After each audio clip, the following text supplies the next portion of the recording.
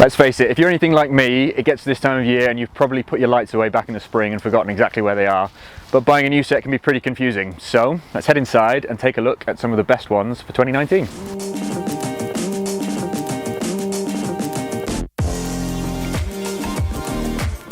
So here we are in the Gatwick store. When we're talking about lighting, there's obviously a few things to consider, like where you're going to be riding, what time you're riding, whether it's lit by street lights. But essentially it boils down to, are you looking for something to see by, or are you looking for something just to be seen with? So at the entry-level point with lights, we get something that is powered by replaceable batteries. Is essentially just a backup set for you to carry with you. As you go up in price point, we start moving to USB rechargeable lights. They'll be a little bit brighter.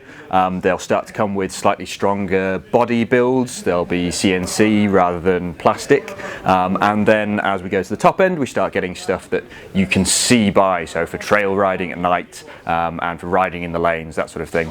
Unfortunately, as with lots of things like this, technology has outpaced the lawmakers, and British law around lights is a little bit outdated. It pretty much dates back to the 80s and 90s. But essentially, if you're riding any time when the sun is below the horizon, then you need to have lights on the bike, and that's on the bike rather than on you.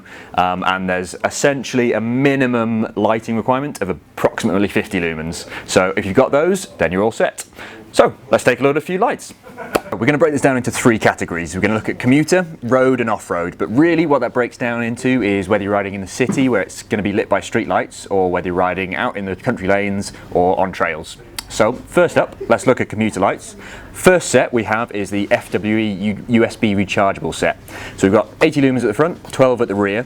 USB rechargeable, as the name suggests. These are a really great little backup set. I use these as a set of spares, carry them with me in my bag when I'm commuting. If I'm caught short without my main lights, then I can stick these on. But equally, if I jump onto the Brompton, then I can stick those on nice and easily as well. Silicon bands attach really easily. Next up, we have got the Meteor X Auto Pro. So this is a really powerful front light actually. So you've got a max output of 600 lumens and a max running time of 56 hours. So it'll last you a really long time. It's also got a really cool auto feature, so you can set it into auto mode, and if you're riding into somewhere that's really bright, then it's going to dim itself. If you're riding somewhere that's a lot darker, then it's going to brighten. It's going to really help to preserve the battery life. That's really useful as a main front light as well for a commuter. Finally, we have the Exposure Trace and Tracer set. These are a really nice compact set of lights, really easy to clip on and off the bike, move onto different bikes or to just chuck into a bag, carry around with you. Got 110 lumens at the front, 75 at the rear, and a 24-hour run time.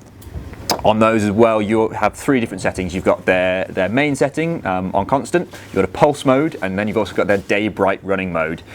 Really useful if you're riding in the city where you're riding, it's a little bit gloomy, drivers aren't always paying attention. If you have the day bright mode, it just gives you that little bit more to be seen by as well. So onto the road category. Obviously you can use any of those previous three lights on the road as well. I'm going to show you a couple of really powerful front lights as well that might give you a bit more light to see by if you're out on country lanes in the evening, or if you're doing some really early morning training as well. First up, we've got the Lezyne Light Drive. We've got a 1000 lumen maximum output, and we have a 87-hour run time on that as well. Really powerful directional light, and really usefully as well gives you a little traffic light system, so you can tell when it's fully charged, when it's between charges, and when it's running super low on battery. Then we've also got the Exposure Diablo just here, so super powerful front light. You've got a max output of 1750 lumens and a run time of 24 hours. Really robust design, metal body on there as well.